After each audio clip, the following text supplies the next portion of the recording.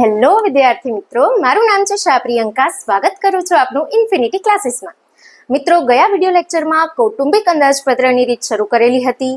એક દાખલો પણ કૌટુંબિક અંદાજપત્રની રીતનો જોયેલો હતો. આજે પણ કૌટુંબિક અંદાજપત્રની રીત જ કન્ટિન્યુ કરું છું અને એનો બીજો દાખલો આજે આપણે કરવા જઈ રહ્યા છીએ. બીજા દાખલામાં રકમ સમજવી ખૂબ જરૂરી છે. અહીંયા મેં બોર્ડ પર રકમ લખેલી છે. હું વાંચતી પણ જાઉં છું, સાથે સાથે તમને સમજ પણ આપતી જાઉં છું. મિત્રો, આ જો રકમમાં સમજ નહીં પડે તો દાખલો તમે નહીં ગણી શકો. માટે રકમ જ્યારે હું સમજાવું છું ધ્યાનપૂર્વક સાંભળજો અને સમજવાના પૂરેપૂરા પ્રયત્ન કરજો. રકમમાં તમને કીધેલું છે, મિત્રો હું પહેલી લાઈન વાંચું ને ત્યારે તમારા મગજમાં વ્યાખ્યા દ્વારા તરત મગજમાં હિન્ટ થઈ જવી જોઈએ કે આ શું વસ્તુ તમને આપેલી છે. વસ્તુ ABC ના ભાવમાં 2010 ની સાપેક્ષમાં 2015માં અનુક્રમે 90%, 120%, 70%નો વધારો થયેલો છે. સૌથી પહેલા જ વિડિયો લેક્ચરમાં સૂચકાંકની વ્યાખ્યા મેં સમજાવેલી હતી કે કોઈ પણ વસ્તુના ભાવમાં આધાર વર્ષની સાપેક્ષમાં ચાલુ વર્ષમાં જે ટકાવારી ફેરફાર થાય છે એને આપણે સૂચકાંક કહીએ છીએ. જે પણ વિદ્યાર્થીને આ વ્યાખ્યા યાદ હશે એ આ પહેલી લાઈન વાંચતાની સાથે જ સમજી ગયા હશે કે અહીંયા તમને આ આપેલો છે. આધાર વર્ષની સરખામણીમાં ચાલુ વર્ષમાં ભાવમાં જે ટકાવારી ફેરફાર થાય એને સૂચકાંક કહીએ છીએ. જો અહીંયા તમને ભાવનો ટકાવારી ફેરફાર આપેલો છે 2010 એટલે કે આધાર વર્ષની સાપેક્ષમાં 2015 એટલે કે ચાલુ વર્ષમાં ABC ના ભાવમાં 90%, 120%, 70%નો વધારો થયેલો છે. આ ટકાવારી ફેરફાર તમને કીધો. આધાર વર્ષની સરખામણીમાં ચાલુ વર્ષમાં ત્રણ વસ્તુ સૂચકાંકની વ્યાખ્યાની છે. અહીંયા તમને આઈ આપેલો છે. ઇનડાયરેક્ટલી રકમમાં તમને આઈ આપવામાં આવેલો છે. વસ્તુ છે ABC, ત્રણનો આઈ પહેલી લાઈનમાં આપી દીધો છે. જોઈએ શું કીધું છે. 90%નો વધારો શબ્દ વાપરેલો છે. પહેલામાં 90%નો વધારો, 120%નો વધારો, 70%નો વધારો જે છે એ 100માં કરવાનો છે. કારણ કે આધાર વર્ષની સરખામણીમાં કીધું છે. આધાર વર્ષનો ઓલરેડી 100 તો હોય જ, એની સરખામણીમાં વધારો થયો છે માટે 100 થી વધારો થઈ અને આ અમાઉન્ટ તમને મળશે.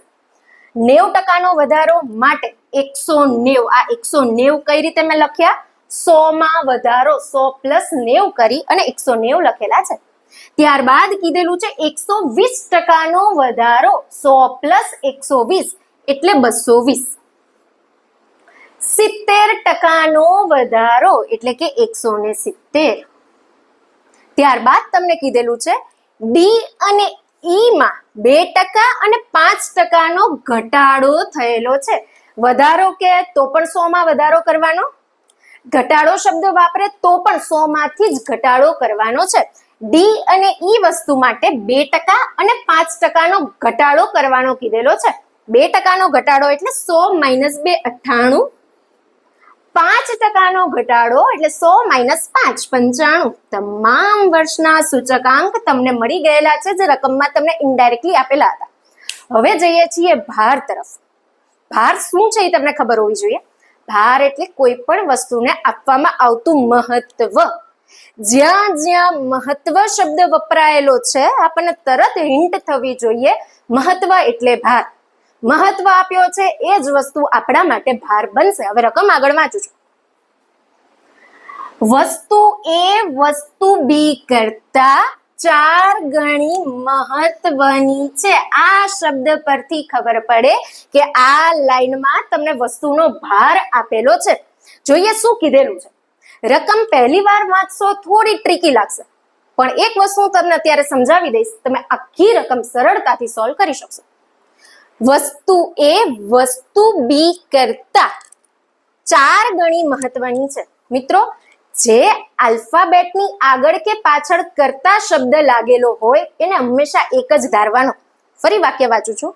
વસ્તુ A વસ્તુ B કરતા, બી ની આગળ પાછળ કરતા લાગેલું છે માટે બી ને હંમેશા એક જ ધારશું. અહીંયા બી માં મૂકી દઉં છું 1. હવે ફરી લાઈન વાંચું છું. A વસ્તુ બી કરતા 4 ગણી મહત્વની છે. આ જે એ વસ્તુ છે એનું મહત્વ બી વસ્તુ કરતા 4 ગણું છે. બી નું મહત્વ 1 છે, એનું મહત્વ આના કરતા 4 ગણું છે, માટે એનું મહત્વ થાય 4. વળી આગળ વાંચું છું. વસ્તુ સી વસ્તુ એ કરતા 6 ગણી મહત્વની છે.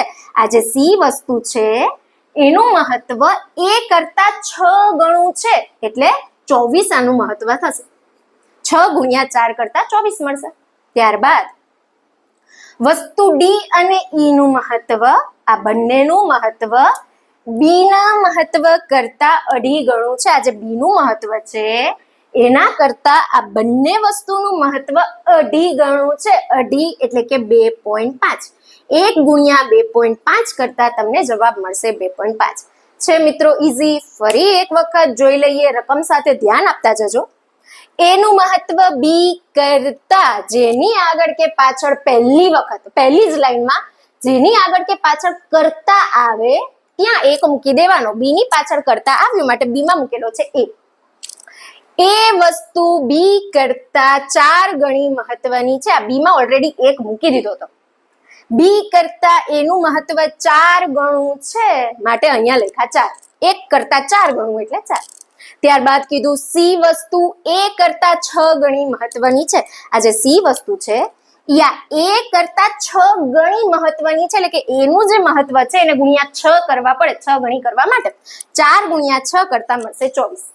ત્યારબાદ તમને કીધું છે ડી અને ઈ નું મહત્વ બી કરતા 2.5 ગણું છે. આ ડી અને ઈ આ બંનેનું મહત્વ બી કરતા 2.5 ગણું છે, એટલે બી નું જે મહત્વ છે એને ગુણ્યા 2.5 એટલે કે 2.5 કરવા પડે તો 2.5 ગણું થાય. આને ગુણ્યા 2.5 કરતા જવાબ મળશે 2.5. રકમમાં આઈ અને ડબલ્યુ બંને વસ્તુ તમને આપેલી છે, જે બંને વસ્તુ તમને મળી ગઈ છે. ત્યારબાદ ત્રીજું કોલમ જે છે આઈ ડબલ્યુ નું કોલમ એ આપણે બનાવવું પડશે.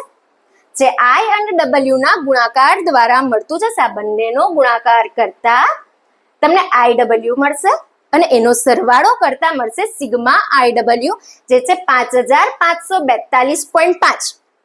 ડબલ્યુ ના કોલમના સરવાળાની પણ જરૂર પડશે, કારણ કે સૂત્રમાં છેદમાં સિગ્મા ડબલ્યુ મૂકવાનું છે. તો આનો સરવાળો કરતા મળશે 34. હવે સૂત્ર પ્રમાણે આગળ જઈએ.